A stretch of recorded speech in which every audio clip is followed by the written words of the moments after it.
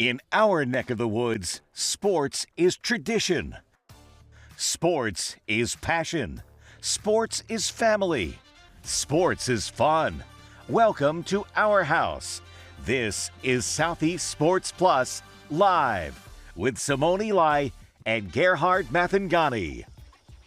Well, if yesterday's any indicator, the college basketball season is going to be a good one. The defending champions, Florida Gators, they fall in their season opener against Arizona. We saw the birth of what could be one of the nation's most talented players coming out of Chandler, Arizona, on the way to help the Wildcats knock off the Gators with the first upset of the season, 93-87. Welcome to Southeast Sports Plus. I'm Gerhard Mathangani, joined by Patrick Walsh. And Patrick, we talked about it yesterday. A lot of times with these college basketball teams, we see some teams like to gear up for the non-conference season. I know a lot of teams play tough non-conference games, but I love these kind of games that remind me of Texas, Ohio State in football, where you have a really high-profile matchup right out of the gate. Yeah, I mean, Florida coming off the national championship last year. Arizona had a pretty good year themselves in the Big 12. The biggest question I had for Arizona, how are you going to replace the production that Caleb Love gave you?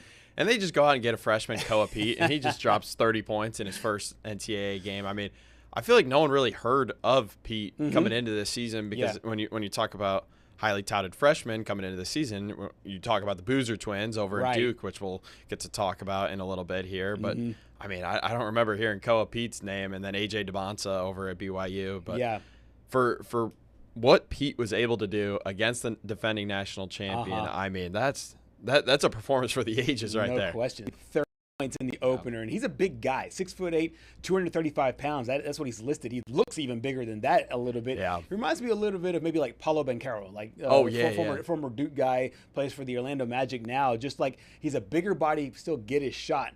What does this tell you about the Florida Gators, though? Do you have any concern about them? I know last year was a really interesting season for Florida because Florida did not win the regular season championship or the SEC championship. Bryce James. I forgot he's on Arizona. That's right. Yeah. LeBron's son there playing for Arizona. Yeah, I forgot about that as well. But yeah, what's your take on Florida overall after you saw the defending champions go down in game one? Well, I think there was some regression was to be expected. I mean, you lost your entire backcourt. Walter Clayton and Will Richard are both gone. And how are you going to replace them? Well, you brought in Xavier Lee from Princeton. He didn't really have a good game. And then your big guy, Boogie Flan, getting him to flip over from Arkansas, staying in the SEC. Right. He didn't really have a good game either. So I feel like these guys, I think Florida's going to be fine. In my opinion, there's no way they're going to make it in as a 1 seed this year. My projection is probably a 3 or a 4 seed. Yeah. They'll definitely make a run in the tournament, but you have to expect there to be some regression. And I think Fland and Lee will be fine as the season goes on. I mean, it's the first game. Right. You played against Arizona, which is a good basketball team, and this is a new system that they're trying to learn. Right. I know. I thought it was interesting the approach that Todd Golden took to the team last year with analytics and stuff. It reminded me of like Moneyball in baseball. Yeah. I just was like, man, this really sounds like a like baseball GM. Hey, we're gonna put the best analytical lineup in at certain points here. And I know he kind of flipped the lineup a little bit last night, but he can't be too happy with that defensive performance. Yeah, gave up 93 points in that one. And Arizona, last I checked, they shot a great percentage from the floor. Got a lot of points in the paint there as well from the floor in last night's game. 2 of 5, only shot 5 3-pointers, which is almost unheard of in today's college basketball. 2 for 2 for Ivan Kirchakov, and then 1 missed field goal from Braden Berries. And Barry's had a pretty decent game there as well for this team. Pretty bad game. Bradley had the really decent game for Arizona there in that matchup. But no, they shot really well from the floor. And you're right, they did not.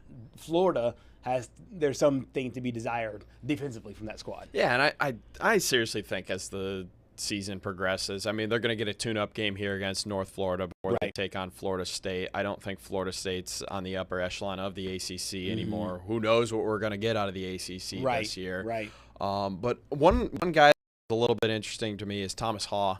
There was a lot of question about is he going to be able to fill in a bigger role here this year. I know he played a big part in down the stretch in their run to the national championship last year, but I almost feel like he's better than Alex Condon now. And Condon's minutes are probably going to be limited now, and I think Haw might take over. Right, and those two started in last night's game, so I thought it was really interesting because they remind me they remind me of a lot of each other as far as just their overall stature. I think when you put those two on the floor, I mean, you have a big team because I mean Haw is what 6'9", and then Condon's maybe 6'10", 6'11", somewhere in there. So they almost have a similar skill set and similar size, but you're right. I think that if Haw keeps having these games and Condon has the game that he had last night, he might steal some of those minutes, especially against smaller teams. Yeah, I mean, dropping to 27 points, career high in the first game of the season, coming off the national championship. I mean, he didn't play.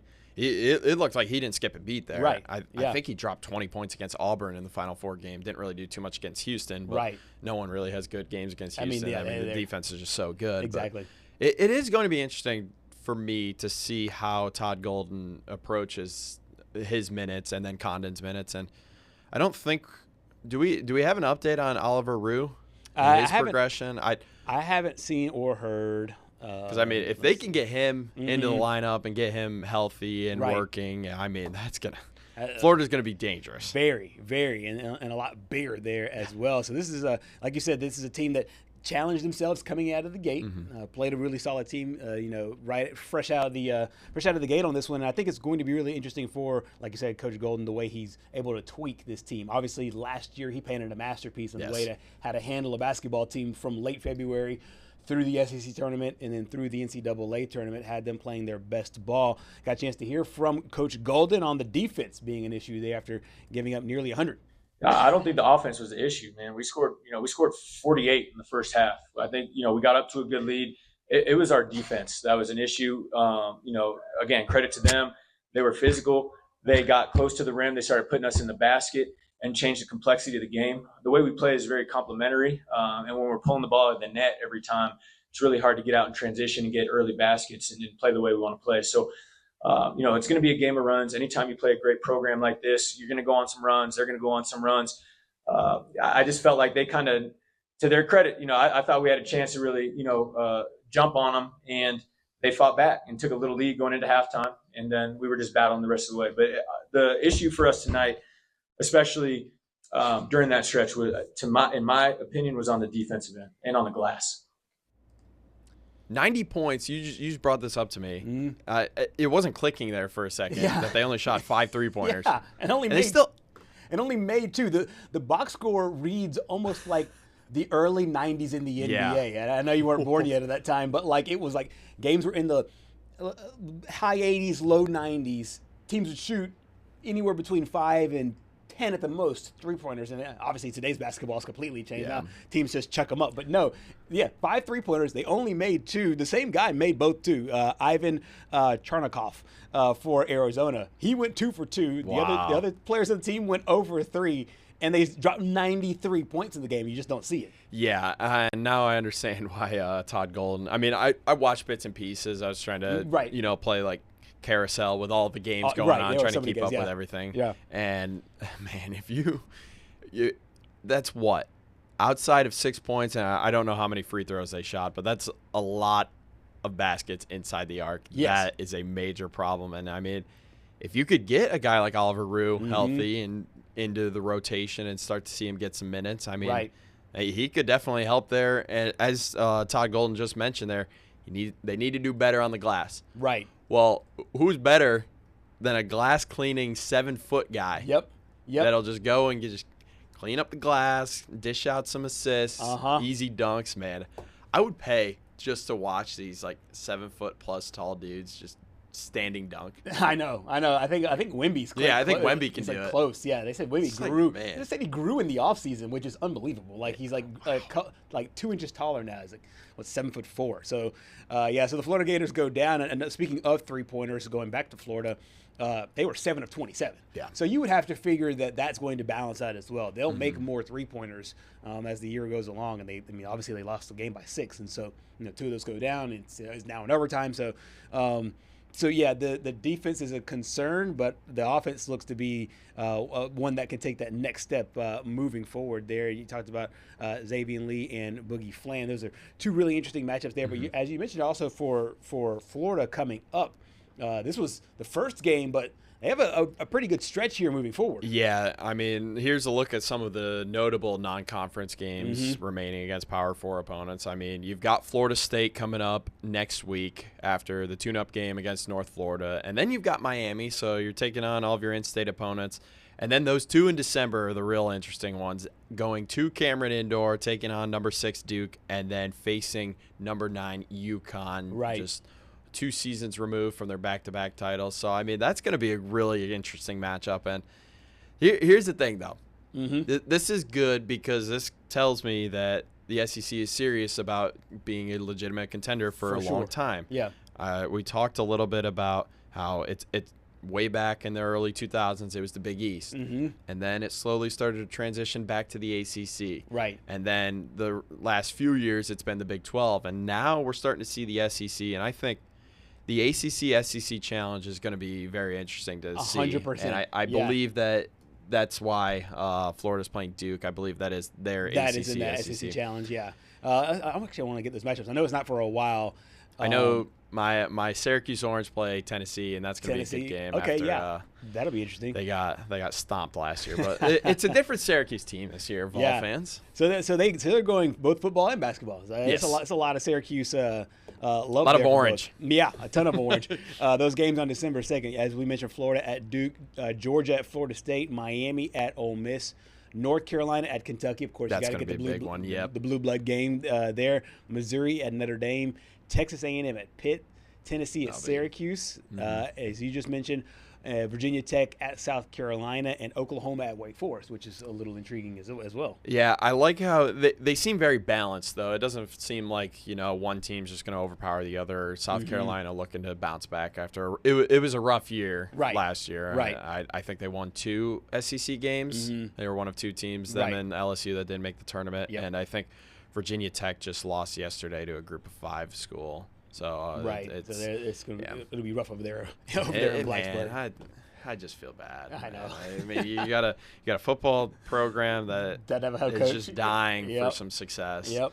You lose the Old Dominion. That probably warrants firing your head coach. And then I'll get you the name of the Group of 5 school that they lost to yesterday, but I do know that they lost. Yeah, uphill battle there for the Hokies as they move forward. Things won't get any easier when the ACC and the SEC match up a little bit later on this year.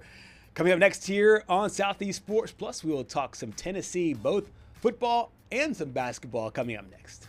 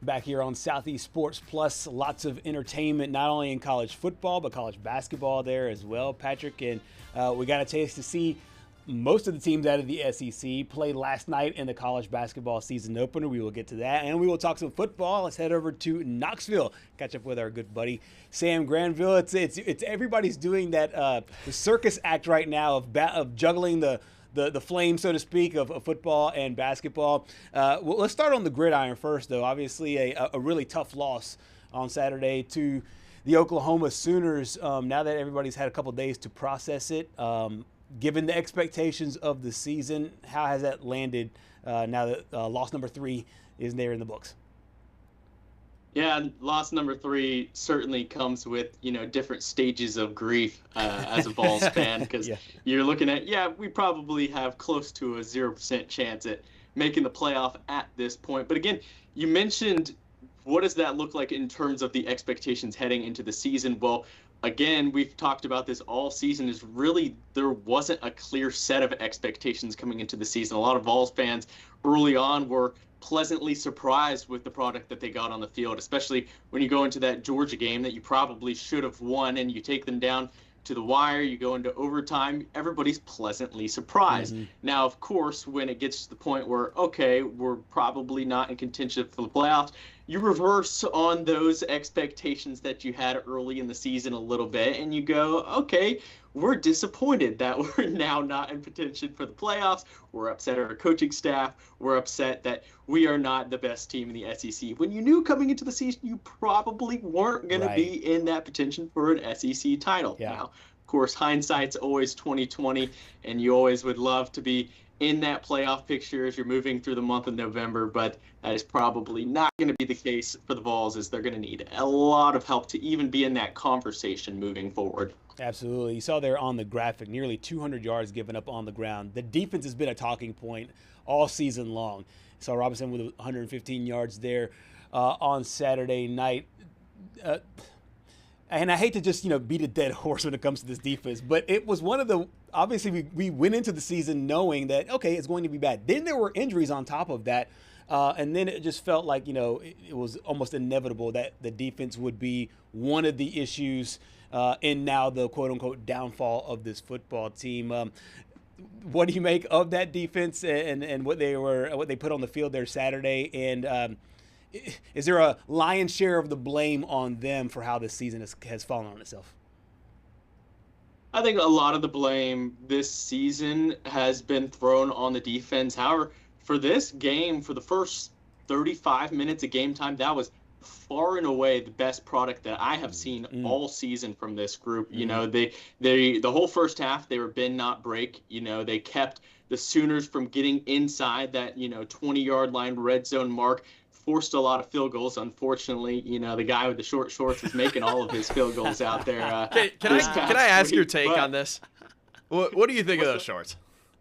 If anybody who knows me knows that I'm not the standard of fashion. I gotta agree. I mean, with you look Kirk, spiffy right now. Daisy Dukes might not be the move for college football, but again, if it works, it works. If you're a Sooners fan and you're watching this man come out here, they're getting shorter each time, but he's making these field goals every time. Whatever works for you, man. Whatever works for you. Hey, I mean, he probably just landed himself top 3 rounds in the draft just by that performance. But speaking of that, so I mean, Tennessee's basically eliminated at this point from the college football playoff. I mean, no 3-loss team has made it. What's a realistic expectation, going the rest of the way? Obviously, you want to win out, but do you think that basically knocking Vanderbilt out of college football playoff contention at the end of the year will almost feel like, you can heal some of those wounds from this season? It certainly, if you're a Vol fan and when you're looking at that Vandy game as your Super Bowl for the rest of the year, that's certainly a sad state of affairs. But I would say the Vols, if you want your fans to be happy, if you want to go, hey, we didn't have high expectations coming into this year, and we finished with 3 losses. We finished just on the outside looking in of the playoff. I think you're as happy as you can be with that. When you get to that point and you're going, okay, by the end of the year, we're not looked at as the number 2 team in the state of Tennessee. That's certainly the last thing that, this organization and the fan base here in Rocky Top want, is to go, man, we've been the big dogs here. We've been the big brother. We haven't even thought twice about this school over in Nashville for the last, 50 years. And now we're the number 2 team in the state. They've got a chance at the playoffs. We don't. That's the last thing that you want. But I think if you want to be happy, you got to finish undefeated. You got to finish with those last 3 wins. Never can take anything for granted when going down to the swamp, and that game down there is one that of course they have circled. But if it comes down to the end of the year and Vandy has a chance to make the playoff and Tennessee is the only thing standing in their way, you better believe that Tennessee is going to treat that game like their Super Bowl. Well, Sam, I feel like that's got to be a pretty high chance at this point, because Texas still has to play Georgia and Texas A&M. I think they have the most legitimate case of any 3-loss teams if they were to lose one of those games. So they would need help from Tennessee down the stretch. I mean, I don't think Vanderbilt's losing to Auburn this week, and I don't remember the other game that they have on their schedule. I'd have to pull it up too. I seriously think there's a pretty good chance that it could come down to Tennessee.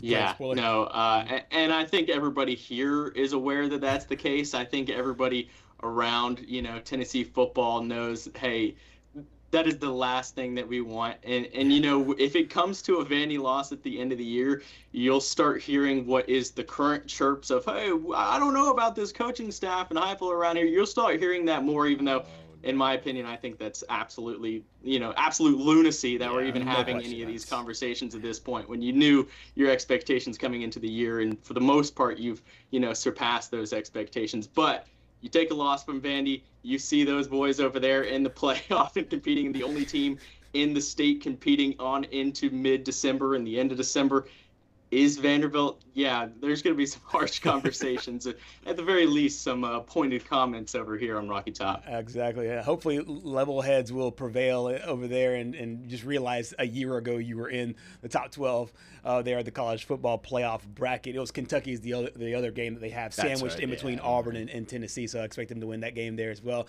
Before we let you go, let's turn it over to the hardwood. The men got a big win in the season opener, beat Mercer in that basketball game. What'd you make of the Vol season opener under head coach Rick Barnes? I think, again, the fans are going to always overreact to that sample size around here. And when it comes to game one, you certainly would like to see, okay, we're playing a mid-major, we're playing a team of Mercer, we should handle them, especially when, we saw the Lady Vols come out and handle their preseason competition. That was a D2 team by 100 points. You're kind of like, okay, it's our turn to come out and dominate everybody, but that wasn't the case. They certainly won the game, and that's all you can ask for when you got a team that's almost entirely new, whole new faces across the team. Yep. Really only one player that played significant minutes last year, and Felix Akpara, but this team has a lot of growth to work on. They had a lot of turnovers last night, but that's kind of what you expect. And, everybody's looking at the freshman Nate Ament, and they're going, oh, he's going to be a top 5 pick in the NBA draft, and he probably is. But when do you really see freshmen come in and be at tip-top shape in, October, November, December? Typically, it's those teams that are led by a star freshman that start getting hot around January and February when you need them to get hot. And so I think this is a team that you're going to hear a lot of chatter early on of, why aren't they looking like, one of the top teams in the nation? Why are they looking so sloppy? And, I saw people questioning their early on schedule that was quote unquote weak, until later on when they start getting those ranked non-conference opponents in there as well. I think that's entirely by design. I think when you have so many new players, when you have an entirely new backcourt and you're trying to figure out, who's going to be playing at that 2-guard position, who's going to be helping us out in this new rotation, I think they really need some of these early on games that aren't against these ranked opponents to kind of sharpen themselves to get figuring out of, okay, what's our best lineups, what are our best rotations, and how do we protect the basketball and not turn it over, close to 20 times against a Mercer in the first week of the season. So a lot of work to do, but again, don't put all the pressure on this team in November. Don't put it on them in December. Now, if things are looking real sloppy in January and February, maybe ratchet up to that conversation. But right now, no room for concern. You touched on the non-conference schedule. Let's flip to the women's side a little bit. They've got a tough one tonight against NC State, a top 10 matchup. I want to ask, how is this program and how has the team started to, rebound after the news about Ruby Whitehorn being dismissed from the program? Yeah, the team, of course, Coach Caldwell, she's going to, be as professional as possible. She's going to make all the right comments on this. And it was a decision that they had to make. It wasn't a first offense. It was, 2 and 3 times now that we're having to address disciplinary actions with the team. So she really was left with no other decision than to dismiss Ruby. And certainly a tough one for this team early on, as they also have a lot of new players, and she was one of the veterans that have been in Coach Caldwell's system last season. But right, I said, that's in the past. We got to look forward. We got to work with the ladies in this room that we have, and we got to work on, hey, year 2 under Coach Caldwell, we're not worried about what could be. We're worried about what's in front of us and who we have around us. And I think that's just been the conversation all week. And I think right off the bat with the top 10 matchup, you're going to see that tonight, that, they might look a little frazzled early because, hey, we don't know who we can rely on in our starting lineup, but they've got so many talented players that they can plug and play. And I think we're going to find out right off the bat that, this could be a team by committee that's going to come out and, doesn't matter whose turn it is tonight, it's going to have to be someone's turn. And they got the skill to do that this season. I think they can go toe-to-toe with anybody in the country. Yeah, I was literally just about to ask you that before we let you go. Tennessee basketball, women's basketball has always been, obviously, under Pat Summitt, one of the best dynasties in the history of the sport, not just in women, but in the entire sport. We've seen South Carolina kind of take that mantle over the last half decade or so. Do you think that Tennessee is ready to be able to make that run once again now, another year under Coach Caldwell, another talented group of players coming back and be able to be reminiscent of kind of what they were under Coach Summitt? I think everything that I've seen with this team, in my short time on Rocky Top, I'm all in on this group. I think that Coach Caldwell was the right hire, as we saw that last year, them going from, near the lower end of the SEC to now finishing in the Sweet 16, potentially having a shot at an even deeper run in the tournament this year. I think Coach Caldwell was a phenomenal hire. It's not very often that I'm, introduced to a coach or see a coach speak and I'm just like, wow, this person impresses me. Not just in the sense of they're a pro, they've done this a long time, but this person is impressive in the way that they talk, in the way they carry themselves, in the way that they recruit. And that's everything that I see from Coach Caldwell. She's someone who, she knows what's at stake here in this program. She knows the expectations laid upon her, and she plans on delivering, and she's going to make sure that the players around her live up to that standard at all times. I think that the Lady Vols are on track to, once again, be a perennial power, be a team that you can't mention women's college basketball without mentioning the Lady Vols. Now, of course, everybody's looking at, hey, it's year 2. We've got more film on this team. We've seen more play style of Coach Caldwell. We know how to prepare for her. We didn't really know that last season. But I think, just the way that she coaches these ladies up and just to be, defense first. And we're going to shoot the ball a lot. We're going to score, if we got to keep our foot on the pedal and beat you by 100, we'll do that. But yeah, the Lady Vols, I think, again, it's still early. We got a sample size of 1 season of the Coach Caldwell era, but I think they're going to be around for a very long time with her name, in a few years being mentioned amongst the, the Mulkeys and the Staleys and, Gino as well. I think we'll certainly see that in the next few years. I really like it and really appreciate all of your insight, both on the gridiron and the men's and women's basketball teams. Lots going on over there in Kentucky. We appreciate your time.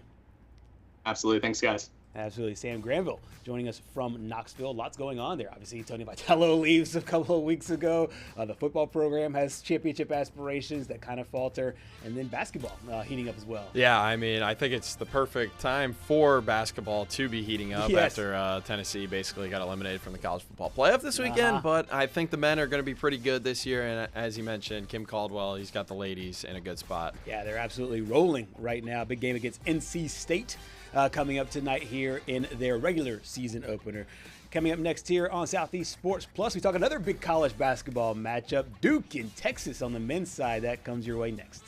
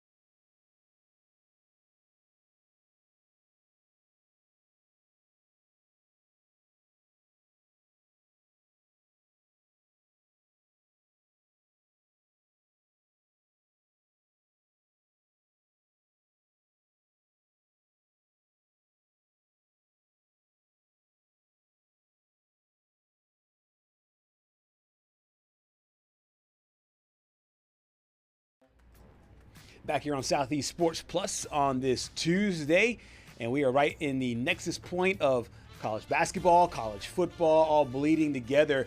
I think the marquee game in the country, the one that I'm the most interested in, was not one of the games last night, even though Florida-Arizona did, that definitely a lot had of intrigue. Sure. That had the early March feel to it. But, Absolutely. There's another one tonight. There's a huge we're going to get a lot of answers about both teams. Absolutely. There's a huge one tonight as the Texas Longhorns play the Duke Blue Devils. And we head out now to Raleigh, North Carolina, joined by our good buddy, Kevin Holden. First of all, Kevin, we talked about it a little bit in the break. It's here, and you made a joke about sleeping in the sports department. Obviously, you've been in this game for a while. What does this point mean for you? That late October, early November, where there's just so much going on with all your universities.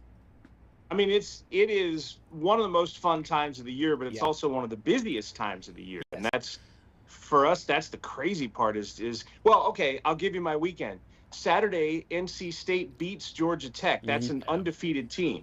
Yep. And, my job was to avoid random phones and shoes as people were falling out of the stand to rush the field. And it was an amazing time, right? We were live on the air right afterwards, and fans are going nuts. The band is out there going nuts.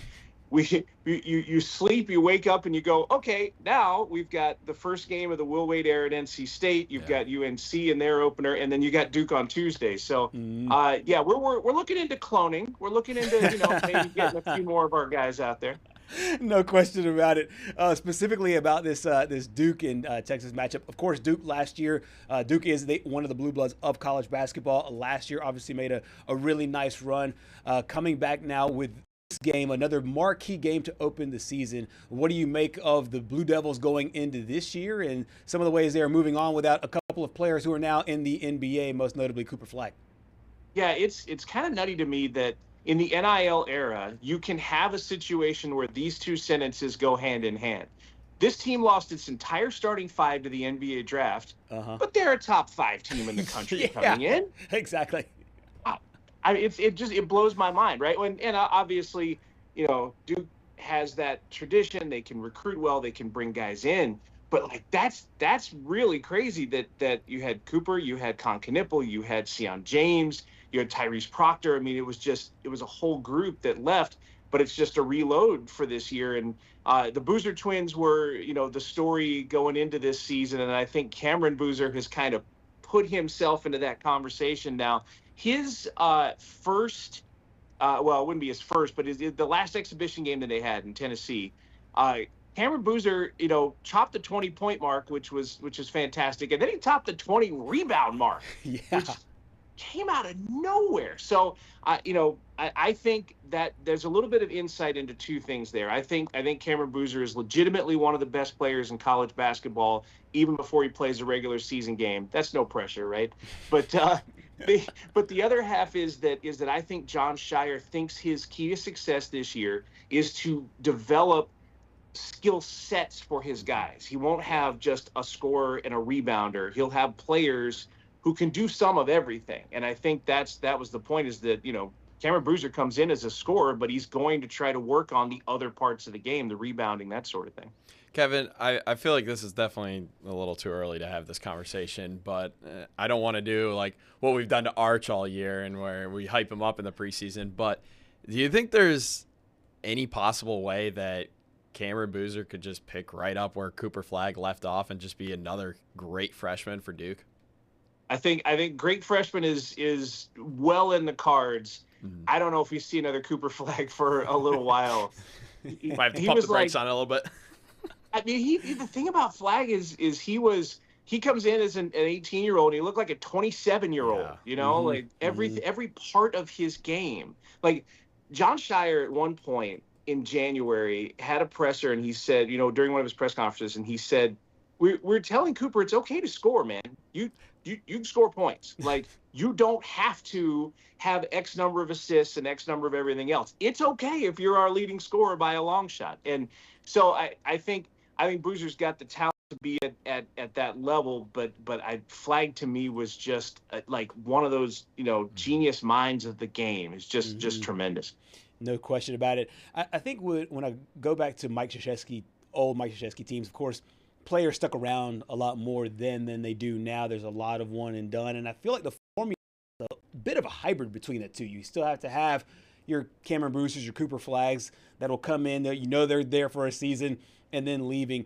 For Jon Scheyer moving forward, how do you feel like he will help build this program? Will it be teams like this? Will it be teams like last year's team and this year's team where they're in, they make the subway stop there at the Grand Central Station and then leave? Or do you, and he's always turnover? Do you think that he'll mix and match? What do you think that he will lay his ground, his footprint on for this program as they move forward? I think what Scheyer would ideally love to do is to have that hybrid, that mix where at least some players can contribute from the previous season. And to me, the most telling sign was every time there was some sort of time to talk with media before the season, he was bringing returning players back. Right. He was right. Bringing the Isaiah Evans and the Caleb Fosters and Malik Browns, these guys who have been around. He would like them to help set the tone, because last year was a pretty magical year for Duke. Scheyer made the Final Four, and he would like to make that the norm, and he wants that culture passed along through those guys. I will say that my worry about that is 3 or 4 games into the season, there are going to be 4 or 5 guys who will step up enough that those returning guys might fade a little bit, Like they're going to end up in the background. But the Boozers are both obviously tremendous. Patrick Ngongba is not only a force down low, but a guy who could end up as more of a scoring threat than expected. Again, as Scheyer tries to round his players out a little bit. Dame Sarr has been just a touch behind the game. And it's hard to say that with exhibitions, but I think Dame Sarr's got a little bit of progress to make. He had an oblique injury during the exhibition season, so it may be a few weeks there. So I think it'll be a month maybe before Scheyer really knows how that's going to look. But I think his ideal is to have someone who was there last year play some role, Kevin, I'm a Syracuse guy, so I got to ask. You brought up one of the former Syracuse guys, Malik Brown. What is his projection for this year? Could we see him start tonight? Is he going to come off the bench, do you think? I could see him starting tonight. I think he's, especially early in the year, I think that's how Shire is going to lean in. And Malik is a guy who, as you know, has dealt with just injury after injury. Yeah. He had a knee thing in the offseason that cost him time. Like, literally, when they spoke at ACC Media Days, John Shire said, I haven't seen my full team yet. And Malik is the reason, because Malik has just missed a ton of time, including practice time, with the knee injury. I think the ceiling there on Brown is tremendous, and it's not superstar level like some of the other guys, but I think he's a significant contributor if he's healthy, and I think that's really the biggest test, just if the body holds up. Absolutely. The top 5 for the ACC is really interesting this year, because you mentioned Duke. The top 5 team, even though they were replacing all 5 starters going into this year. The preseason top-ranked team in the ACC, followed by Louisville, and then the rivals about 8-10 miles down the road, then NC State and Virginia. I know it's way too early to do all these projections, but do you see this being what we do see in the month of February when we have the ACC tournament? Is that about where you see the seedings going and the top teams that will be going into the big dance? Yeah, you're gonna see these little bags right here start to form. It's because 1, 3, and 4 on that list are teams we cover here. Yes, exactly. There's not gonna be any off days coming up. But I'll say this: the Duke projection seems legit. Obviously, there's just otherworldly talent and a lot of NIL money and a lot of preparation and so on that's gone into it. I don't argue that with Duke in the 1 spot. I just watched NC State play last night in their opener, first game of the Will Wade era. And obviously you get this energy boost that comes from this new, especially somebody like Wade who's so energetic. Mm-hmm. Get a technical foul with like a 40-point lead in the second half. That sounds like him. Dude is, yeah, right? That's the most Will Wade thing ever.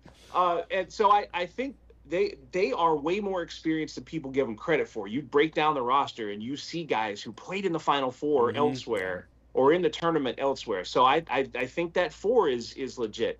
UNC success is going to be based on what Caleb Wilson can do. Caleb Wilson looks phenomenal in the early going. He had 7 dunks in the opener last night. But that it'll happen for him. But that's my question. Duke 1 and NC State 4. I'm completely on board with. We'll see what Hubert Davis and UNC can do. If they live up to it, they're certainly a number 3. Speaking of NC State, we might as well while we have you on. So Amir Khan followed Will Wade, right? Is he still a big thing, the head manager over there? Because I know he blew up with social media, on social media with the boombox and stuff last year. He was the story of the year, one of the best stories of the year in college basketball, right? Yeah. He was perfect for Twitter. I haven't seen him. Really? I don't know if he's part of the plans. And last night they were rolling everything out. They had NC State players from different eras that were there, and they really wanted to make that first game mean something. Will Wade calls it the Red Reckoning because they were so bad last year under Kevin Keats that they needed an overhaul.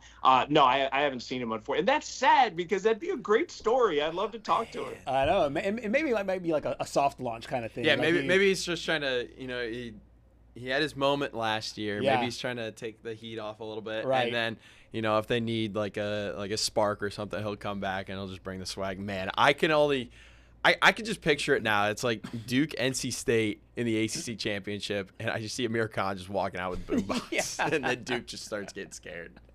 You know what I'd love to do is I'd love to have Amir Khan come to my workplace and motivate my team, my sports team. That would be awesome. That would be awesome. And in fact, if you do so, I want that documented because that would be great. That documented. Kevin, you've been awesome. Thank you so much for all of your insight there on everything North Carolina. Get some rest as much as you can because I know it's going to be a busy few months for you guys. I appreciate it. Hey, anytime. We're around if you want to talk basketball. We'll have plenty to talk about. Hey, Duke's got a couple SEC teams that they're playing against this year, so we'll have you back on. Sounds good. I'll be here. No sleep. I'll be right here. I love it. Kevin Holt is joining us out of Raleigh, North Carolina. He mentioned it. 1, 3, and 4 are all teams that they cover right now. So and all have different storylines. Obviously, a new top 5 for starting 5 at Duke. New head coach at North Carolina State.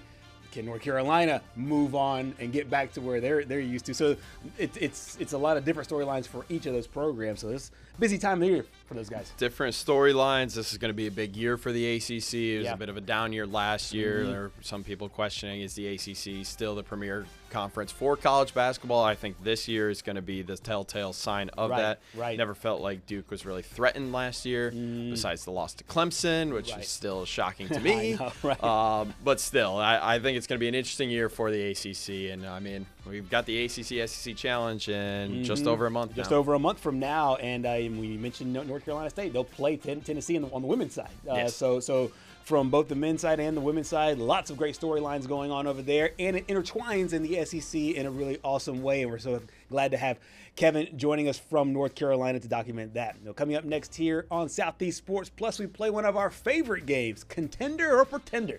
That's coming your way next.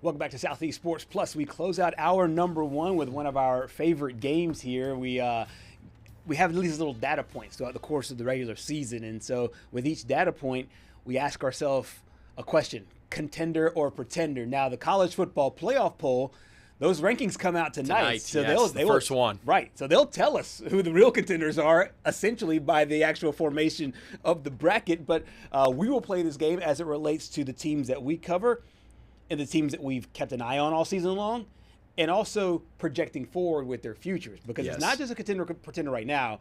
It's, do you see this team being a contender in the next month or so? Right, and this team that we're going to talk about here today, you mentioned it in the break to me. I feel like they've made a complete 180 in regards to where we were talking about them just a month ago. Yep. And without further ado, why don't we talk about the Texas Longhorns today? Texas Longhorns. You know what? Let's have you go first this time. Okay. Contender or pretender? Here is my thing about this team. It feels like Arch has finally started to get it. 100%. Yep.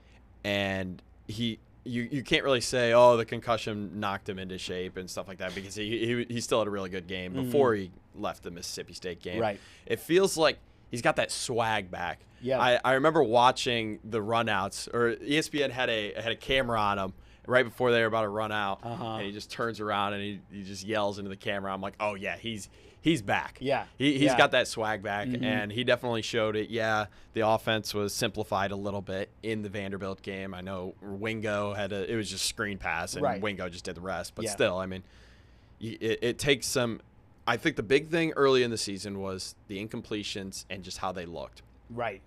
With that being said, I still think Texas is a pretender. Wow. Yes. Okay. Because bit of a heel turn there. Because of this. Uh-huh.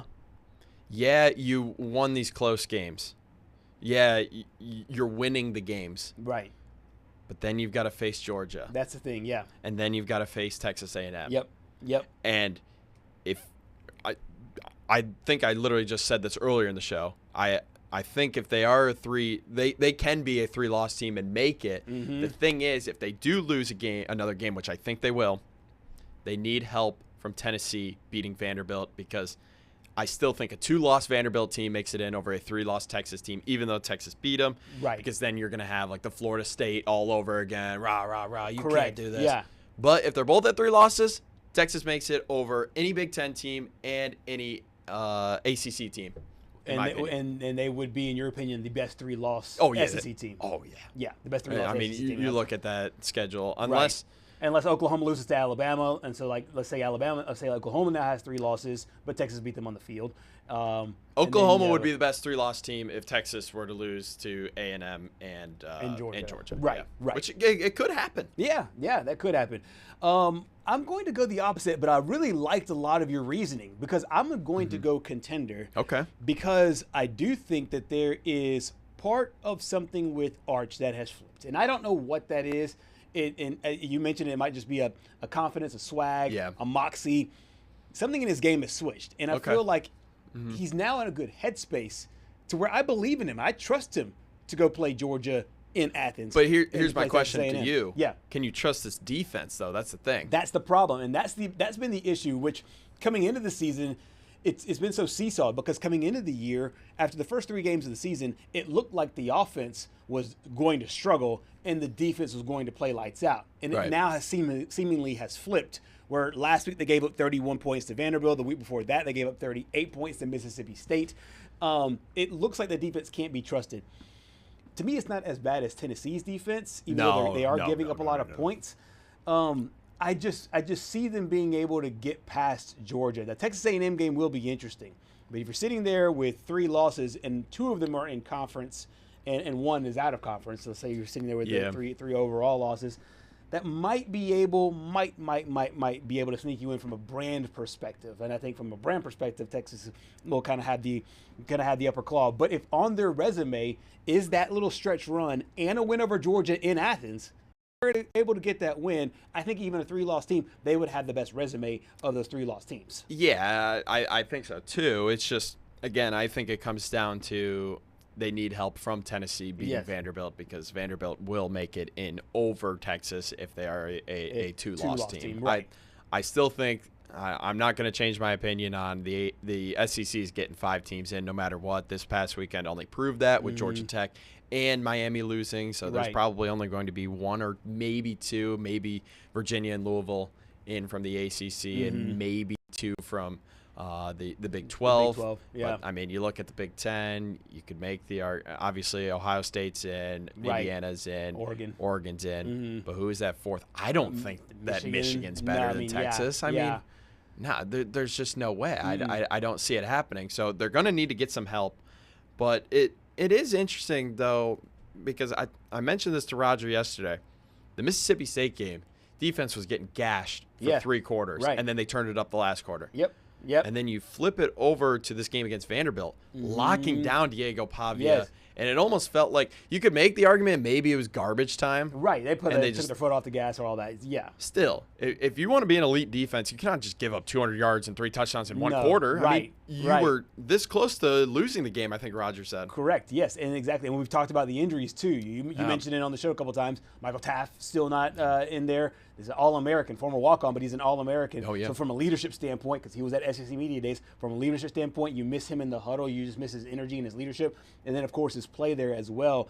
And Anthony Hill Jr. And I feel like this is a defense that has a lot of star players. They just, for some reason or another, over the last month or so, haven't really been able to put it together.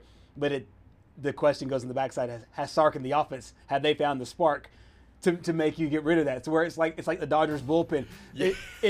if they're a really bad bullpen, can you just hit enough home runs where it doesn't matter? Well, obviously we'll find out. See. We'll find out with Texas coming up very shortly. Coming up next here on Southeast Sports Plus, it is hour number 2. Break down Bama and LSU coming up next.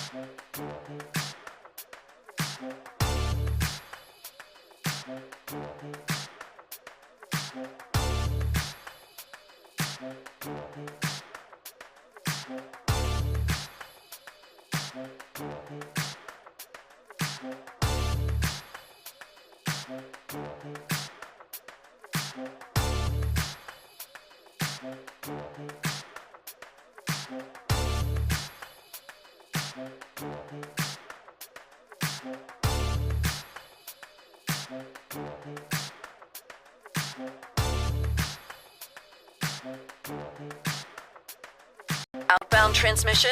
Affirmative. Crew ready? Check. Signal lock? Check. Downstream stations online? Linked and locked.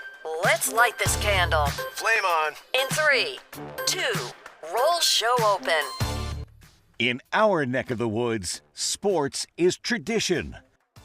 Sports is passion. Sports is family. Sports is fun.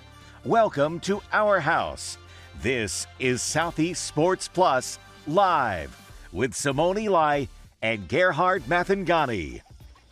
Throughout the years, Alabama and LSU have had a bye week to get ready for the game, mainly for hype, but a lot of it for the physicality. Alabama LSU set the tango once again, this time in Tuscaloosa. It looks very, very different this time around because LSU will be entering that game without their head coach and Brian Kelly, who was, of course, fired a couple of weeks ago after losing to Texas A&M. Alabama looking to win 8 straight games. Welcome here to Southeast Sports Plus. Hour number 2 continues with talk of what used to be, was at one time called the game of the century with these two teams when they played a regular season game. And now, Patrick, it has been a game now that is now a 10-point favorite for Alabama, and I think a lot of people expect Alabama to roll this in this game there at home. But from a player standpoint and a dynamic standpoint and a storyline standpoint, this game always has the cachet and always has the hype. Yeah, and I think going into this season, we thought that this game was going to determine which of these two teams were going to go to the college football playoff, and we've seen how things have panned out now. Brian Kelly is no longer with LSU. Alabama, we kind of wrote them off after the first game of the season. They've rattled off 7 straight, longest win streak under Kalen DeBoer. So, I mean, the storylines are still there. I feel like we'll get into LSU in a minute, but I feel like these players are going to want to play for their interim head coach, Frank Wilson, because just by the way he's talking, it feels like a breath of fresh air. It's night and day difference than Brian Kelly, where he was, going after reporters for saying how bad the offense is, even though everyone could see it and stuff like that. Frank Wilson, he's just a down-to-earth guy. He just wants to he wants to resonate with the people of Louisiana. Absolutely. And that is something that Brian Kelly could not do. Right. I mean, he tried it. He faked it with a Southern accent, but maybe he'll be thinking of trying to dust off his Boston accent and go be the head coach of the Eagles up there. We'll see. But no, you make a good point, because some coaching firings are like Hugh Freeze, for example. It's usually based on like, hey, merit. Hey, our offense has just not been rolling. We have seen a pattern for this for the last however many years. Right. James Franklin can't beat the big dogs, and then now they started losing to teams that they were 3 touchdown favorites against, like UCLA and like Northwestern. Some teams, it feels like the coaching firing is addition by subtraction. UCLA, to me, is an example of that. UCLA, as soon as they fired their head coach, they won 2 straight games, looked really impressive there for a little while. Then LSU, I think it's the same thing. It seems to me like addition by subtraction. They got rid of Brian Kelly, and now all these reports starting to come out. I don't know if you saw the one from Andrew Whitworth, who played multiple years in the NFL. He's a Super Bowl champion, played at LSU. He's a national champion at LSU, all-time Pro Bowler. Yep. And he came out and said that, he would ask, hey, how can I help? How can I help the program? And he would get from Brian Kelly, I'm paraphrasing here, he would get like a bunch of, yeah, that's great, we'll be in touch. Just kind of, it felt like he was shooing him away. That's one of the best players to ever play in program history. And there's been a lot of former players that came out and basically said a lot of the same thing, that they did not think Brian Kelly was all the way dialed in.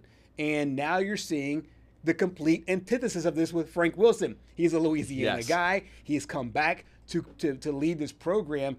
And I think with that love will come that passion, and LSU's already a talented team. Yeah, and honestly, that's why I feel like the 10-point favorite in this game is a little bit on the high side. Yeah, I think we were talking about Alabama basically limped into the bye week. They did not look good against South Carolina for most of that game, and you could make the argument that they should not have won that game. But still, I mean, LSU's got nothing to lose at this point. They're going to be playing for this guy. I feel like Frank Wilson has the locker room right now, and Brian Kelly lost the locker room, especially against Texas A&M. I mean, you don't just give up 30-plus points in one half to an A&M team, a good A&M team, but still, you don't just do that at home. I think this team is going to turn some heads here this weekend. Now, that guy right there, Whit Weeks, we don't know if he's going to be back. He's been a major loss for that defense, and the defense has been a struggle. But to me, I feel like the Tide definitely have more to play for here at this point. Absolutely. But LSU could play spoiler here. Come play spoiler. I know, and they've done it before. I mean, they did it a couple of years ago. Played spoiler against Alabama. Came up with that big win in overtime. I think it was Mason Taylor that had the touchdown. And keep in mind, it's this point in the year last year where Alabama kind of let their guard down to a weaker Oklahoma team. Yep. And that just knocked themselves. They knocked themselves out of the playoff. Right out of the playoff. Scored 3 points in that game, 24-3 in that matchup. Obviously, some bad news after the weekend for Alabama because Dre Kirkpatrick Jr. Suspended indefinitely, one of their cornerbacks. He's one of the franchise players. I will date myself here, and I feel ridiculously old as I say this. I covered his dad. He's one of my very, very first years covering sports. Dre Kirkpatrick was a senior or was a junior or senior at Gadsden City High School. He had already had a child. So he was a young father at the time there too. So he already had Dre Jr. And now he's suspended indefinitely. This might be, and don't know, correct me if I'm wrong, this might be one of the first incidents all season long for Alabama off the field. I think so too. And correct me if I'm wrong, I think his dad had a little bit of trouble early on in his Alabama career too. Yeah. And yeah. obviously he turned out to be just fine. So maybe definitely just a learning moment. And I think in situations like these, I go back to the old Nick Saban speech about, hey, why didn't you kick this guy off the team? And he was like, well, would you rather him just be on the street? On the street, right. And like causing more problems? Yeah. Or are we going to, be like, hey, this isn't good. We don't want you to do this, but we want you to learn. Right. And people make mistakes. It's just how you learn from them. So exactly. Yeah. I wonder if that's kind of like the thought process with Kalen DeBoer. Nick Saban back in the day brought up Musa Muhammad, who was like, "Hey, everybody wanted him off the team." Yes, that's the one that I was thinking of. Right, yeah. and then Musa obviously took a second chance and ended up going to the NFL. And his daughter, I think, went to Princeton or one of the Ivy League schools, and he now owns a couple of businesses. So there are these great turnaround stories, and you hope that this is another one of those for Alabama going into this game. You mentioned Alabama stumbling down the stretch, so to speak. Against South Carolina. South Carolina was a team that was fighting hard, but it felt like Alabama was they had played 4 teams that were all ranked first team in the SEC to ever beat 4 teams that are ranked back to back to back to back. But they did exactly what they needed to do to come away with the win, and that to me is a trait in and of itself. I mean, good teams find a way to win no matter what. It doesn't have to be pretty every game. I know there's been a few national championship games. I mean, I go back to obviously Ohio State last year. There were a couple of games. They definitely didn't play good against Michigan. They rattle off 4 to go on to win the national championship. Still blows my mind that they just were able to flip it like that, because you look at what Ryan Day was getting after that game.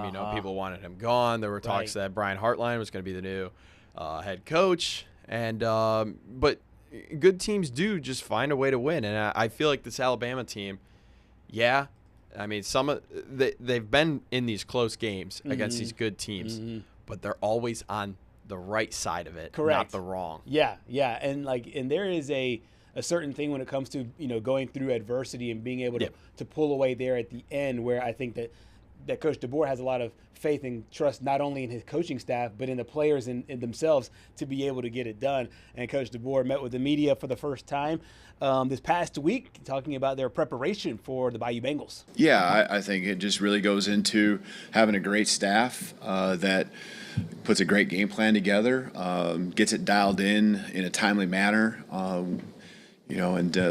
when you have players that go make plays and they can get those extra practices in on a great game plan and go execute, that's really what matters. It's really what it comes down to. And so, I expect the same thing with our staff. They've done a great job, really focused and have the routine down, the timeline of when we want to install certain things, having practices that are fresh and, guys excited to be out there on the football field, continue to get better. So, yesterday, like I said, was a great practice.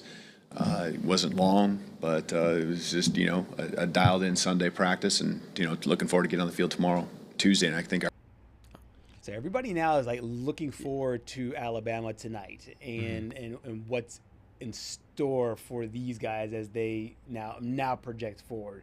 The immediate future, though, is where they will rank in the college football playoff ranking. And this is really interesting to me because I don't see anything lower than 4, obviously. I think it might mirror, their seeding tonight might mirror what we see in the AP poll. I think, correct me if I'm wrong, I think I said this yesterday, that Bama and A&M are both going to get first-round byes. Yes. But in order for that to happen, they have to win out. And honestly, I mean, you look at the schedule, you've got LSU. You welcome in Oklahoma, that's going to be a toughie. Then you welcome in Eastern Illinois, and even though Auburn's down this year, the Iron Bowl, we've seen some crazy things happen at Jordan-Hare Stadium. Yep. Saban always says it's haunted. They have to win out, though. Yeah. But at the same time, if you lose the Oklahoma game, I feel like you've got to be nervous. Right. Because I feel like if you are Alabama in that Oklahoma game, because we just saw Oklahoma, go to Tennessee, get a win there in Knoxville. I think you have to be shaking your boots a little bit if you are Alabama with that matchup. And can this can this also be a game where Alabama looks ahead a little bit because of what's happened with LSU this season and looking ahead to Oklahoma? It's natural if they do so and they start out slow. It would be natural. But I am interested to see, how this team we've seen how this team responds after getting hit in the mouth in the first quarter. I wonder how this team responds after a few days to take in the college football landscape. And I feel like after the Florida State loss, they were in something to prove mode the whole time. They had the bye week and they were like something to prove. Now everybody's singing your praises 6 weeks later, and you're a top 5 team in the country. This is a different kind of reactionary stuff and what Nick Saban used to call rat poison. It's funny you bring up Nick Saban because I feel like this would be the point of the year where he gives his importance of nothing speech. Yeah, right. Because I don't know what Kalen DeBoer is doing inside the locker room right now, but I feel like that would be a really good time because you cannot rest on your laurels now. Yeah, you just rattled off an SEC record, 4 straight wins over ranked opponents. But if you don't close it out against LSU, Oklahoma, and Auburn, it'll be for nothing. Right. But at the same time, this season reminds me of Saban's last season. Where, it's not technically the same because they did win the opener, but they lost the game to Texas. And then this year they lose the game to Florida State. Right. Then they go on to win 11 straight, I think. It was 11 straight. Yeah, and then you lose to Michigan. Michigan in the semifinals. Yep. Yeah, they're in the Rose Bowl. It will be interesting for Alabama. I do think that they'll bounce back. I don't know if I'll lay the 10.5. It seems like a lot of points. It's a lot of points there. So don't know if I'll lay it, but I like them still on the money line. Meanwhile, for LSU, their thing is kind of twofold right now. They still have to play the rest of the season. They're also looking for a new head coach. Yeah.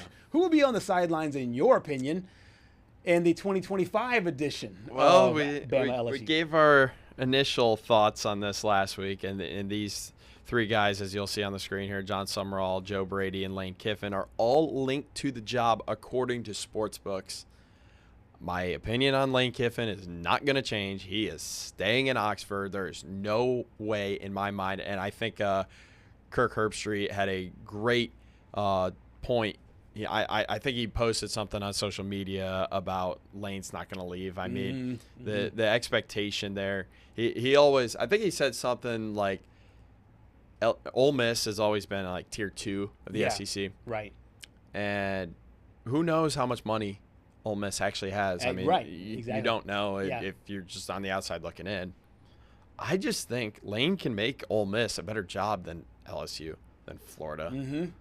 Yeah, why would you want to go to a place or go from a place where you don't really have any expectations? Right. As long as you're winning. Tempered. Yeah. Yeah, as long as you're making bowl games at Ole Miss, I feel like the expectation is that. Right. Just make bowl games and well, if you make the college football playoff, great. He could make that into a reality, but he has a great opportunity right now to become the next Mike Gundy, Dabo Swinney. Right. Where you just there's these other jobs. But if you could make Ole Miss like a really good program. You can make it work. Right. You have infinite job security. Yeah. Why would you want to go to LSU or Florida? So that's why I still think John Summerall is going to be the guy that goes to LSU. You just can't let him leave your backyard like that. Yeah. Because if you don't, Florida might, and then Auburn might. That's the big thing is like I think there's a lot of tie from Summerall to Auburn, which I could see. But you're right. If LSU lets him slip right out of New Orleans and go right to Auburn, it would look bad, and obviously, the Baton Rouge Scott would blow up. Yeah, it would. Yeah, it would. We'd have to have Chesa Boucher on immediately. But for me, for LSU, I think it's a situation where they are wanting to get a guy, in my opinion, that is minted as a head coach, I think, on the P4 level. And I'm not saying that eliminates Summerall. I'm just saying that I do think, we posed the question to Chesa Boucher, and the first name that came out of her mouth was Dan Lanning. And I was like, okay, that's interesting if you can get him. I don't know if you can get him, but I think that's their expectation. Their expectation is a guy that has done it at the highest level. But I just don't understand because you just tried to do that. Yeah, Notre Dame's not a P4, but they're still. I mean, might as well be. Yeah. You basically group them in P4 and Notre Dame. Right. You just tried that with Brian Kelly and it failed miserably. Yeah. Meanwhile, you have John Summerall, who coaches in the state of Louisiana, less than 2 hours away from Baton Rouge. Yep. Why would you let him leave? I seriously think he is fit for the job Or you could just go and get Joe Brady and try to see if you could get Joe Burrow 2.0. I noticed Joe Brady was in the montage there, and is there a lot of growing talk that he could be the guy? Would it be a numbers thing where he would come in a little bit cheaper than maybe some of your other coaches? Yeah, I think so. But at the same time, I don't even know if you really want Joe Brady. I mean, you look at the Bills. The Bills picked up a big win over Kansas City this past weekend. Yeah. But still, he hasn't really been able to unlock Josh Allen this year. No, he hasn't. And if you can't have a good offense with Josh Allen, there's some serious problems. I know there's some questions at the wideout position. Keon Coleman hasn't really when your best wide receiver is Khalil Shakir. I mean, there's definitely some question marks there. But John Summerall is my pick. John Summerall, okay, I like it. I like it. I like it. I think I like John Summerall for another P4 job. I think I like him for Auburn more so. And if Lane goes to Florida or he stays, the LSU gig just gets more and more interesting. And what's even more interesting on top of that is we don't even know who's the guy making the decision on who's hiring, because we know that it's not going to be Scott Woodward and the governor of Louisiana. I believe we do have a little bit of breaking news. No, I think we have a president now. I believe there was just some breaking news that that LSU has officially they officially have a new president. Oh, okay. I'll get you some clarification on that. I'll get you some clarification. Okay, yeah. Wade Rouse. Looks like Wade Rouse is the new president. R-O-U-S-S-E. He will have to find a new athletic director after Scott Woodward has been fired. Yeah, so Scott Woodward's fired. New president.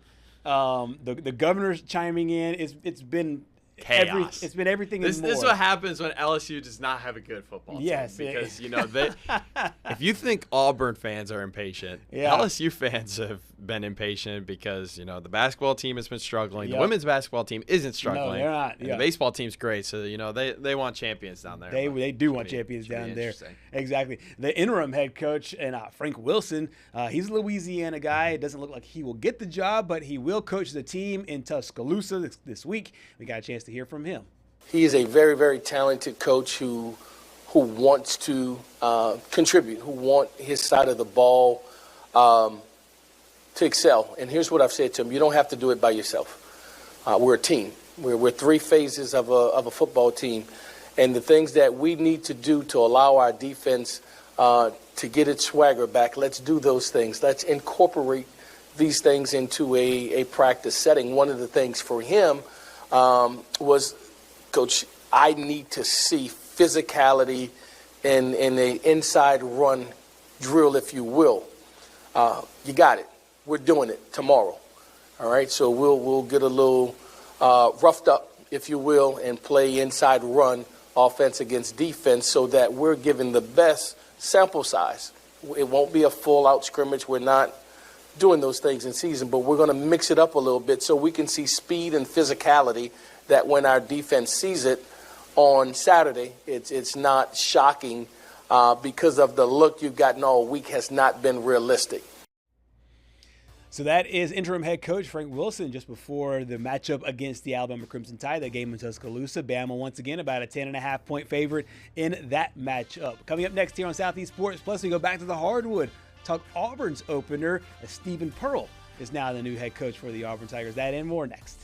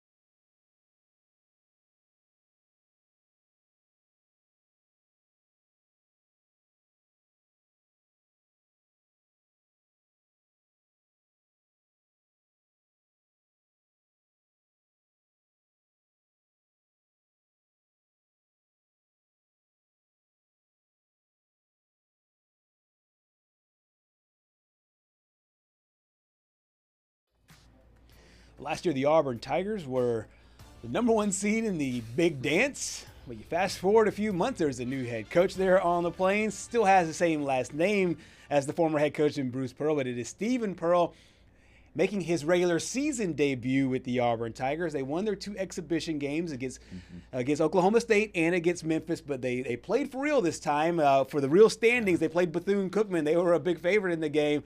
But, Patrick, they had to escape with this one. Yeah, obviously coming into the season, we didn't know what we were going to see out of the Auburn Tigers. Obviously, you look at Tahad Pettiford. Can he grow into a bigger role this season? He had a breakout year as a freshman last year. What's going to happen? And then Keyshawn Hall, we didn't know what he was going to be coming over from UCF, and he drops 28 points in his Auburn debut.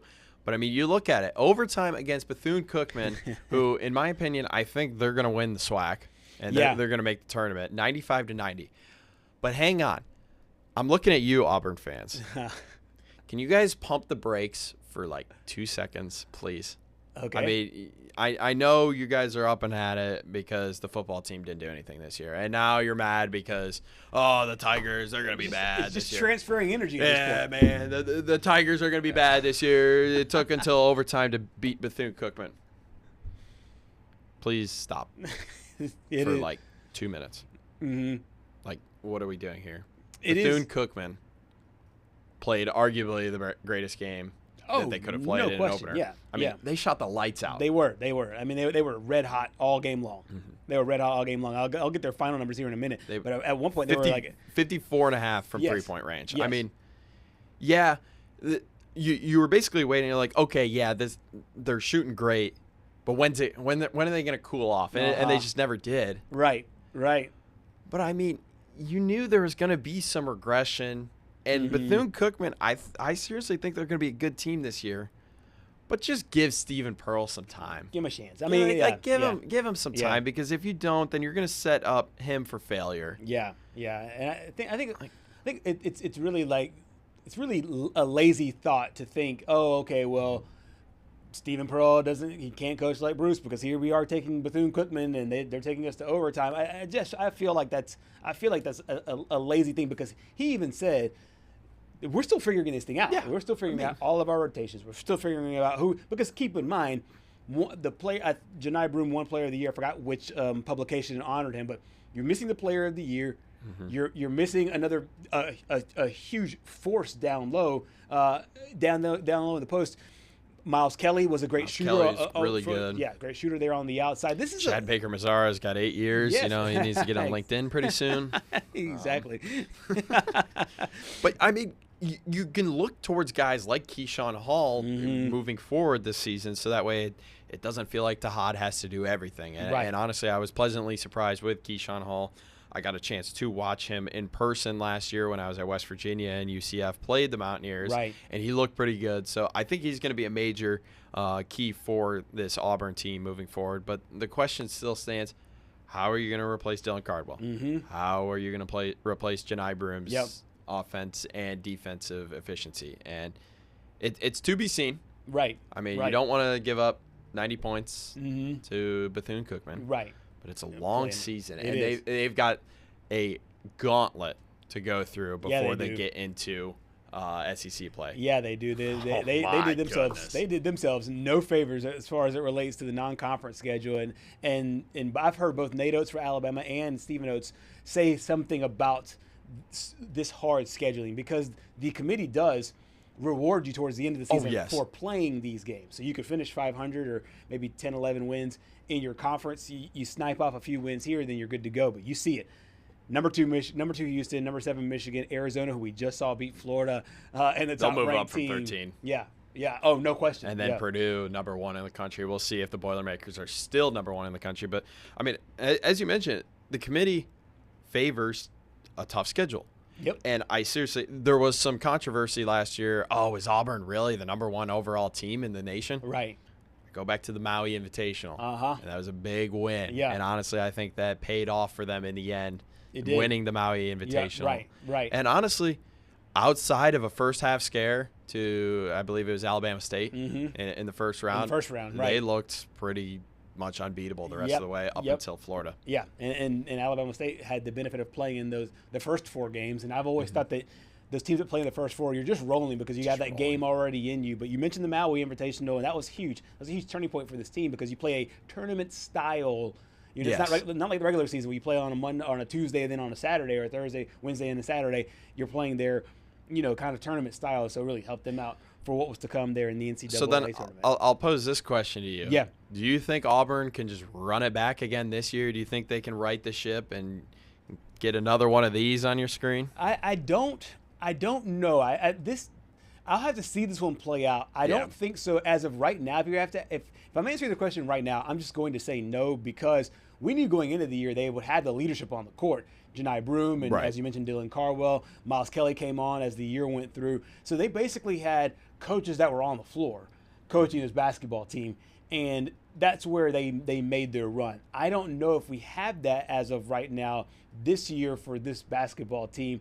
And Stephen Pearl has said that. So he is basically tempering expectations. And because he is, I think I am too with this basketball team. Now, they could just run the table and this just be a lot of like poor me's out of nowhere. I just think that this team might struggle a little bit from a wins and losses standpoint before we see that escalation. But I think that Stephen Pearl is okay with tight games against Bethune-Cookman, losing maybe some games early before the SEC opens. I think a realistic projection for this Auburn team is if you make the Sweet 16, that's a win. Okay. That's honestly a win after losing so much of your veteran leadership last season. And you have guys like Gerhard stepping up into a bigger role, Keyshawn Hall coming over from UCF. We still don't know what the rotations are going to look like. For year 1 under Stephen Pearl, I seriously think Sweet 16, that's a win. I think Auburn gets in as a 6 or a 5 or a 6 team. I don't want to do the 6-7. That is just the most ridiculous thing in the world. Can we stop? Like, can we just stop it? There are a lot of people out there wanting we to just be ban like. That's one of those things where I've punted on even knowing what that's about. But then I heard it's either about a song or it's about nothing. No, it's about a song, but who knows even what the song means about it? And it's just like, oh yeah, let's just find something else. But I guess the 9+10. Yeah, that was like the big thing. Yeah, back in, when I was in middle school. Yeah, I'm about to say, tell these new kids to get their own thing. Yeah, we've already done the numbers thing. We've already done that numbers thing. Yeah, maybe I don't know. I mean, we had cheese touch too back in the day. So you see Auburn as to avoid 6-7. You see Auburn as anywhere from a 5 or a 7. Yeah, in the big dance. Yeah, they'll make the tournament because the SEC is just loaded. As long as they're in the top half of the SEC, I don't see the SEC getting 14 teams in again. That was just ridiculous. Yeah. I could see 8 or 9 teams. Yeah. And if you're in the top half of that of the SEC, then you're getting into the tournament this year. Absolutely, and I expect the exact same thing as well with this basketball team as they move forward. Bethune-Cookman, that game is now done, as you saw earlier from the graphic. A gauntlet of games ahead if you're an Auburn fan. Lots of must-watch basketball there for the Auburn Tigers going into this season. Stay with us here. We're talking Texas A&M football heading out to Waco here on Southeast Sports Plus.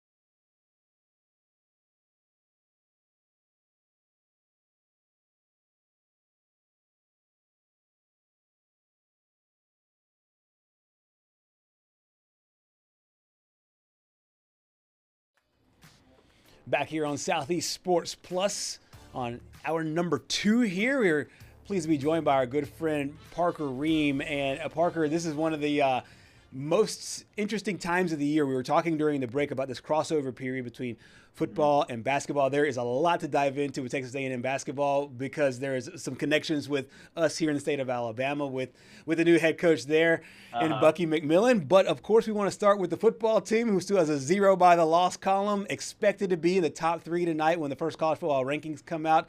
What did you make of where this Texas A&M football is right now as it relates to where they will stand upcoming in tonight's polls and as they move forward throughout the course of the season? Yeah, I think their resume stacks up pretty well in terms of where they should be in those polls. And I think what you look at is, are they going to be 3 or are they going to be 2? And I think that's the biggest question. They probably won't be number 1. I think Ohio State's probably got that locked up. But does the committee think that this resume stacks up impressively enough to overtake Indiana? And I think it does. But that might be some bias down here in Central Texas. So I think a win against Mizzou would definitely bolster that resume a little bit. Even without Bo Pribula, I still think that this is a very solid Missouri Tigers team. And I went to Mizzou, so I know a little bit about the Tigers. Been following them for quite a long time. So I think that this would really catapult Texas A&M into that discussion of these guys should be one of the front runners, if not the front runner, for a national championship. Absolutely. And you mentioned them or Indiana. I think so too. Indiana probably has the best win. Obviously, getting that win there on the road against Dan Lanning and company. But I think the body of work, to me, over the course of these 8 games so far, I would give the edge to Texas A&M there, as well as you look ahead to this Missouri football game. Obviously, with Pribula out, they'll go back to the ground, but they probably have one of the best running backs in the entire country in Ahmad Hardy and a really good running game. What do you expect to see of this defense as they move forward going into this matchup in Columbia? They definitely have their work cut out for them. And we talked about it, I think, a few weeks ago about Ahmad Hardy just being one of those top runners in the SEC and potentially being on Heisman watch. And I think it's almost – could we say that it's a Heisman watch kind of competition with Marcel Reed and Ahmad Hardy, right? You got maybe a Heisman game for either of them. And I think it boils down to the fact of whether Texas A&M can stop the run. And if they can, I think they got a great chance at winning this game. But they also haven't done that all year. They had some issues at the beginning of the year. They've really shored that up in the past few weeks. But it's whether they regress back into that against one of the nation's top running backs, and I think that's what we're going to have to watch for on Saturday. Absolutely. On the other side of the ball, Marcel Reed, nearly 2,000 passing yards. Obviously, they had a great ground game there as well to help balance it out. This guy just continues to look more and more impressive, and his Heisman odds just keep getting slimmer and slimmer as far as going up the ranks on that. What do you just make of what he's been able to do so far? Obviously, the huge game against LSU, or what I like to call the Brian Kelly can game. And so, this is a player that just seemingly, whatever way it needs to be done, he can take care of the load. Yeah, I think he really likes playing LSU too. He's had some very quality starts against. I mean, and he didn't even start against LSU last year. He came in for Connor Wigman when the offense just wasn't rolling, and then ran for 3 straight touchdowns. So I think maybe there is something about playing the Tigers that really gets him fired up, but he has been able to do it in every single way that he needs to, whether it's winning the game off of an opening drive against Auburn and then letting the defense do the work and maintaining the ball, kind of keeping the ball, keeping possession, letting the defense make stops when they need to, or whether it's going out and just putting up 40 plus points every week. I think this offense really does have that potential, and they've shown it all year. Absolutely. We got a chance to hear from head coach Mike Elko this week about this year's team and being able to get some more experience after the bye. I think we got rest and recovery. I think that was the goal in terms of how fresh we are. I don't know. Obviously, energy is high because of the situation that we're in. If we were 3-5, I'm sure we would feel more tired. We would feel more fatigued. We wouldn't have as much energy going about our daily business. And so that plays a role for sure. And so I think it's hard to compare how fresh we really are. But certainly the bye came at a really good time for us as we head into this November stretch. And it was good to kind of unplug and recharge. Parker, I find it a little bit interesting because the ESPN FPI only has Texas A&M sitting at an 8.5% chance to win out. And, I mean, I wonder if it's because you're going to Austin and maybe some respect here for Mizzou. What do you make? Do you think the Aggies could somehow, finish the season 12-0? I think it's tough in the SEC. I think that's maybe the reason why the percentage is so low is you rarely have, especially the teams that aren't the Alabamas or the teams that aren't the Georgias that finish undefeated in SEC play. But even in recent memory, I don't think the SEC champion hasn't had a loss, Right. So I think that's probably why. But also, I think the schedule also stacks up pretty well for A&M should they take care of business. Like South Carolina's not an easy opponent by any stretch, but they probably should win that game. Mizzou, they probably should win that game. Even down in Austin, I think they should win that game. But, that Lone Star Showdown, I don't know how to swing it, really. I don't know how to predict it. I don't know what's going to happen. Down in Austin, it's a rowdy environment. I think that's what a lot of people are skeptical about, but certainly going to be a good one down there on Black Friday.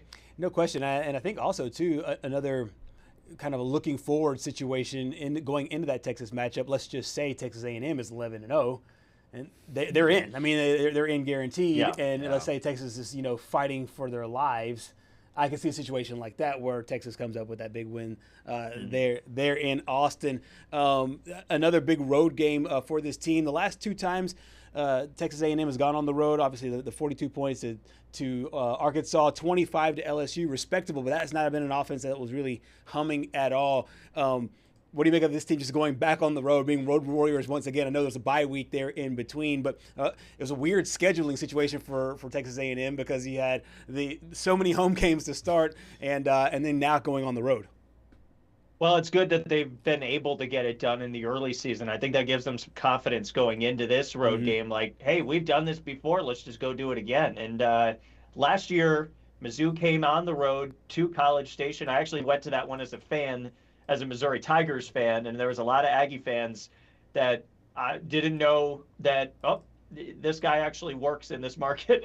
So they were treating me the other way, where I was a Missouri Tigers fan. I was like, hey, I'm going home all the same in Central Texas. But, that win ended up slanting towards Texas A&M, and they really just beat the brakes off of Mizzou. I think now that same opportunity poses itself for the Tigers, where they're in that position where they're not being viewed as the favorite in this game. And I think that's what Texas A&M had last year. They had that underdog mentality. So I think that's what they have to overcome this week on the road is we should be viewed as the underdogs because people still are doubting us, even though we're 8-0.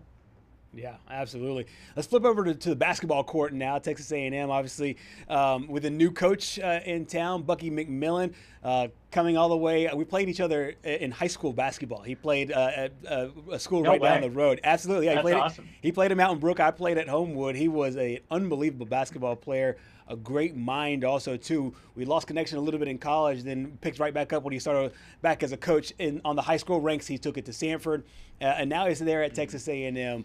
What has been your impression so far of Bucky Ball, and what does it look like so far there in College Station? I think as you've grown accustomed to seeing, Bucky Ball is something that we haven't seen in Central Texas, whether it's been Baylor or Texas A&M. That's not the type of style that either of these teams run with, is just getting as many shots as possible, getting as many looks, because Bucky says it, if the percentages line up, the math works out to if you take more shots, you have a bigger probability of making more shots. Right. So I think that's something that we saw in the season opener last night, is you're getting a lot of shots, but also the amount of bench points that they scored, 50-plus bench points coming from. So really just scoring production was coming from not just the starters, which is what we were accustomed to seeing in College Station with Buzz Williams at the head. It was really just the starting five and then maybe a couple players off the bench that would pop off for 10 or 12 points. But you see it right here. That was what I was going to mention. Ruben Dominguez coming, the Spaniard from overseas. Bucky McMillan called him one of the best shooters he's ever seen. Wow. And I think that's something to take note of is 4 of 7 from three-point range. One of their players, Marcus Hill, told us ahead of the season that they walked in, the first time they ever saw him shoot, he's made 80 of 85 three-pointers. Everybody stopped their workout to watch this guy shoot. Even Bucky just stopped and watched. And we asked Ruben if that was true, and he's like, yeah, that's pretty normal. So I think this team has a lot of great role players. I think the synergy is what we saw last night and what they could be, which could make them a dangerous team come tournament time. You know, that depth really pays off.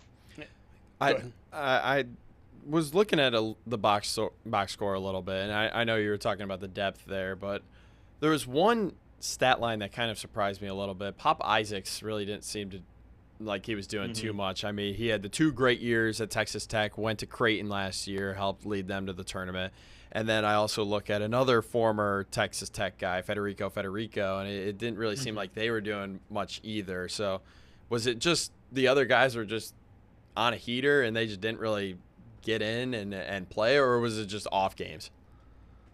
Yeah, I think that was more of just other guys being on a heater, and when it's their night, it's their night. And you know, they made plays, but Pop Isaac's also been rehabbing that injury and in his first game back. I mean, I guess they played some exhibition games, but even during warmups, we didn't really know what his role was going to be and if he was 100% heading into that game. So I think for him, at least, it was maybe a slow approach into that game. Gotcha. And Federico made some plays, but I think, you'll see more of them come the middle of the season and once we get into SEC conference play. But we don't want another Jaden Ott situation. That's just what I was trying to bring up, because you know, the last time we were talking about it was like, you know, Jaden Ott, he's not playing much. What's going on here? We don't want another one of those situations. Yeah, and then it never really came into fruition.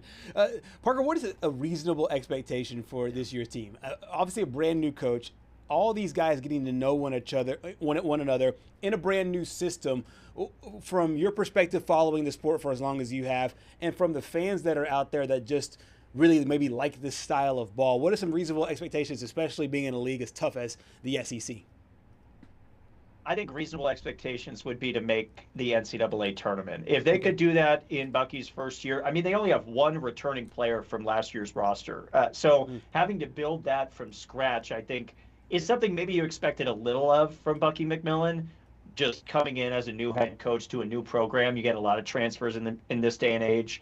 But I think building that synergy and being able to instill your offense, that Bucky ball, into College Station is something that isn't an easy feat. So I would say NCAA tournament, if they could make it to the Sweet 16, that's something that A&M hasn't been able to get over the hump. They haven't been able to get past the round of 32 in a couple years now. And that's something that led to Buzz Williams going to Maryland, and a lot of fans maybe saying maybe Buzz isn't the answer. I think a lot of fans are looking towards Bucky ball being the answer.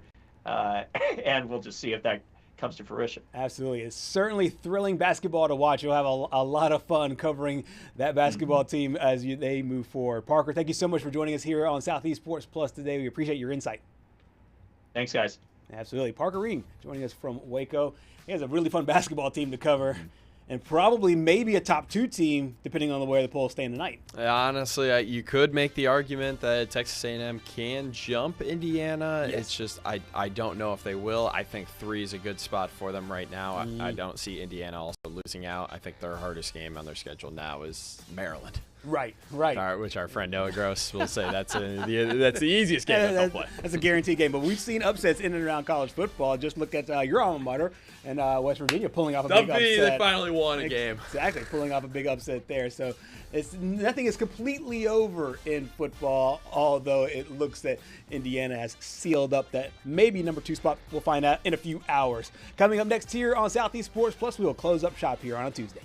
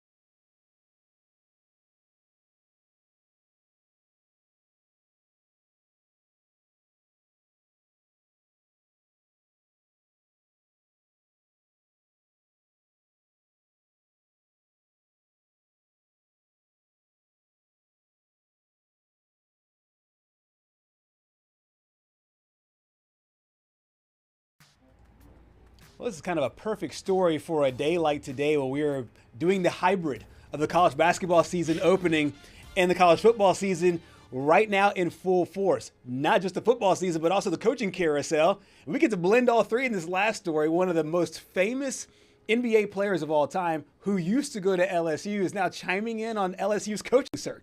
Shaq hinting at LSU. Apparently, he said LSU has been talking to Nick Saban about filling that head coaching vacancy. But Mr. Shaq, I'm gonna play on one of your own segments. You shacked in a fool. What? You shacked in a fool. What?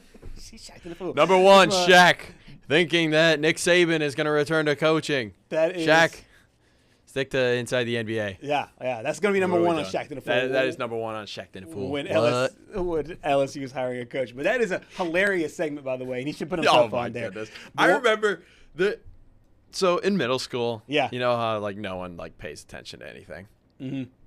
During class, I used to go on the Chromebook, and I'm like, man, I really don't want to listen. We were learning about some boring thing. I don't know. Yeah. And I'd always just plug one ear pod in. They weren't even called AirPods because they still had the cord on them. Right. And I'd just listen to Shacked in a Fool, all the segments. And I was so gullible at the time that I thought that all the coaches' reactions were to the actual play and not just some random play. So I was like, come on, bro, what are we doing? But no, they used to post on YouTube the old Shacked in a Fool best ofs and stuff like that. And I used to watch those all the time. They're so fun. Those are hilariously edited too. The way that those producers, the sound effects. Oh yeah, and just and I love when they'll superimpose Chuck's face on something and it's running around and it is absolutely hilarious, But for those that hadn't seen the full story, he said that he told Us Weekly, I heard through the grapevine that that they were having conversations with Nick. To fill that guy's job. To fill Brian Kelly's job. Of course, this is an LSU Tiger, so he also said that'll be awesome if we can bring Nick back. So this might be some wishful thinking from one LSU guy that has seen his team win a championship under Nick Saban, and he wants to bring that championship level back. He's obviously LSU through and through. I think this is a pipe dream. Yeah, there's no way Nick's leaving. There's no way he's leaving the college game day set. He's just having way too much fun, although just came out today that I believe his daughter posted on social media. No, it came out yesterday for his birthday, and then I sent it to you earlier in the day. Miss Terry, she had a cake for him for his birthday. She told him to sit up in the recliner. So, good on Miss Terry for keeping Nick in line, but I don't see him getting back into coaching. But I will say if for some reason he does, and he does go to LSU, that helps my Lane Kiffin prediction because that's one more job. And honestly, I think John Summerall will go to Florida before Lane goes to Florida. Still, I don't know. I could be a fool. I could be shacked in a fool right now. All right, so let me pose this question to you because you're adamant about Lane staying, and I agree. I think the Lane does stay. Mm-hmm. Let's just say we live in the hypothetical universe where Lane does not stay. Yes. Where he is gone. Give me the ranks of where you think he would go. If the bags, Florida is number one. If the moving bags are going somewhere, they're going to Gainesville. They're going to Gainesville. Okay. And honestly, I said it yesterday. The Week 12 matchup between Florida and Ole Miss is going to be amazing because then if Ole Miss loses that game, it is over. Lane is going to Florida. Yep. And honestly, you could make some arguments that Lane threw the game on purpose just to give him a reason too, but I don't think Lane's that type of guy. He's had way too much controversy in his career for him to do another thing like that. This is a different man now. This is a different Ole Miss team. Ole Miss is going to host a college football playoff game against an ACC team that they'll beat by 40. That'll be an electric atmosphere if they're able to do that. At the Vaught. Exactly. Let's flip back to college basketball. Big game tonight. Who you like? Texas and the Duke Blue Devils. I am excited for this one. Yeah, we were talking. I believe when we did the show yesterday that it was a 7.5 point favorite. Mm-hmm. Now the points have shifted towards Duke being a 10.5 point favorite. And I said if Texas is able to keep this in single digits, that's a win for Texas. We don't know how Duke is going to look. I think Cameron Boozer is going to be a huge addition for the Blue Devils. He's going to have a big year. Our guy Kevin Holden earlier out of Raleigh said, we might need to pump the brakes on the Cooper Flag comparisons a little bit. But if I remember correctly, it didn't really seem like Cooper Flag came out the way that Cameron Boozer did in the exhibition. It seemed like it took Flag a little bit of time to get acclimated, and then that's where we saw it take off. But if I were ranking Duke freshmen over, I don't know, the last 7 years, I'd probably say Flag, Boncaro, Williamson, and then Boozer. Okay. So just under Zion. Okay.